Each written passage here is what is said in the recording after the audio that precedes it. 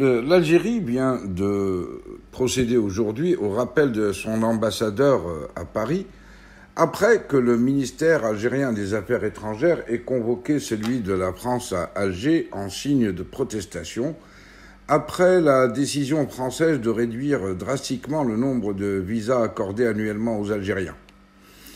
Mais le pouvoir algérien a été littéralement estomaqué ce matin, samedi, en lisant le compte-rendu du quotidien français Le Monde d'une rencontre qu'a eue Macron jeudi dernier avec de jeunes Algériens à l'Élysée. Au cours de cette rencontre, le président français a eu des mots très violents contre le pouvoir algérien et son oligarchie militaire. Parlant de la réduction des visas, Macron a expliqué, et je cite, « On va s'attacher à ce que les étudiants et le monde économique puissent garder cet accès aux visas.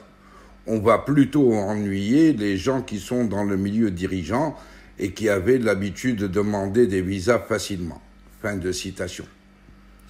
Macron a aussi dénoncé ce qu'il a appelé une histoire officielle et qui, selon lui, on ouvre les guillemets, cette histoire a été totalement réécrite et qui ne s'appuie pas sur des vérités, mais sur un discours qui, il faut bien le dire, repose sur une haine de la France.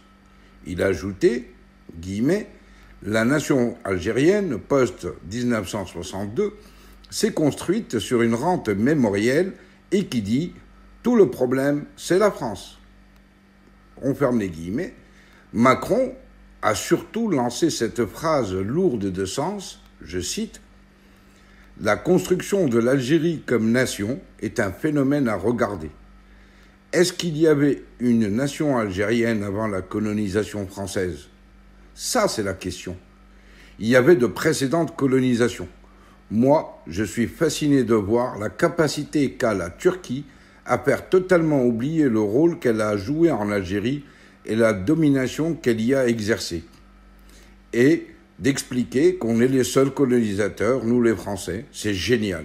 Et les Algériens, ils y croient. » Fin de citation. Pour couronner le tout, Macron a aussi et surtout dénoncé, je cite, « le système politico-militaire qui s'est construit sur cette rente mémorielle. On voit que le système algérien est fatigué. Le Hirak l'a fragilisé. J'ai un bon dialogue avec le président Tebboune, mais je vois qu'il est pris dans un système qui est très dur. » Fin de citation. Ceci pour les faits qui ont conduit au rappel par Alger de son ambassadeur à Paris. Maintenant, la question qui se pose et qui taraude les esprits est de savoir quelle mouche a donc piqué Macron pour qu'il fasse de pareilles déclarations et prenne une position désormais très ferme face à l'Algérie. Mais il faut chercher l'origine de ce qu'il est désormais convenu d'appeler véritable crise diplomatique entre Alger et Paris ailleurs. La réponse est certainement dans une information publiée cette semaine par l'opposant et activiste Walid Kebir. Celui-ci a révélé l'existence d'un véritable pont aérien entre Leipzig, en Allemagne, et Gao, au Mali, avec des escales à Adrar et Tamanrasset, en Algérie.